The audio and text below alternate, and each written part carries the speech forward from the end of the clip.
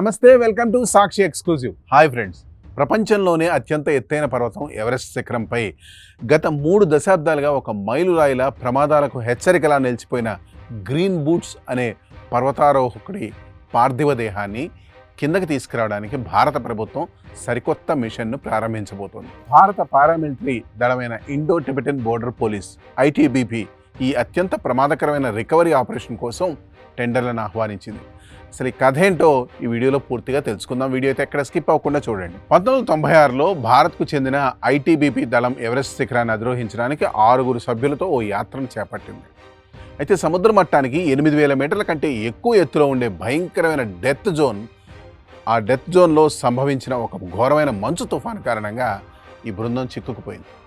వాతావరణం క్షీణించడంతో 3 పర్వతారోహకులు వెనక్కి తిరగగా దోర్జే మొరూప్, సెవాంగ్ పాల్జోర్, సెవాంగ్ సమన్లా అనే 3 జవాన్లు మాత్రం ముందుకు సాగి పర్వతాన్ని అధిరోహించారు. కానీ దురదృష్టవశాత్తు తిరుగు ప్రయాణంలో 3 అక్కడే మరణించారు.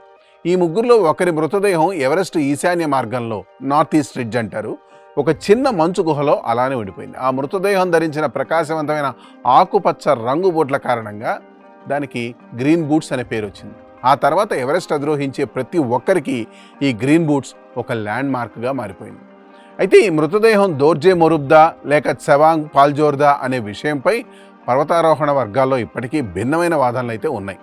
ఈ ఎవరెస్ట్ డెత్ జోన్ అంటే 8000 మీటర్ల పైమాటలో ఎత్తులో ఉండే ప్రదేశంలో హెలికాప్టర్ ల్యాండ్ అవ్వడం చాలా అసాధ్యం.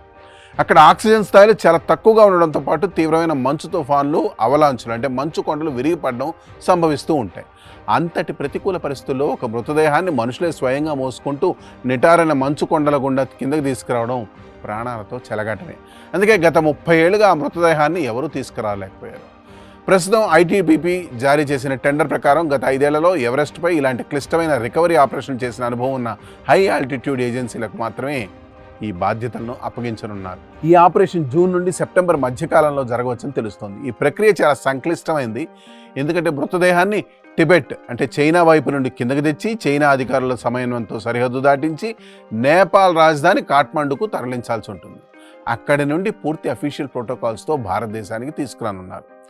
దేశం కోసం ప్రాణాలు అర్పించిన వీర జవాన్ల భౌతిక కాయాన్ని స్వదేశానికి చేర్చే గౌరవప్రదంగా అంతిమ సంస్కారాలు నిర్వహించాలనే లక్ష్యంతో భారత్ ఈ చారిత్రాత్మక మిషన్కు శ్రీకారం చుట్టింది. ఈ స్టోరీపై మీ కామెంట్స్ తెలియజేయండి. That's all for today. This is Harikrishna signing off Sakshi exclusive.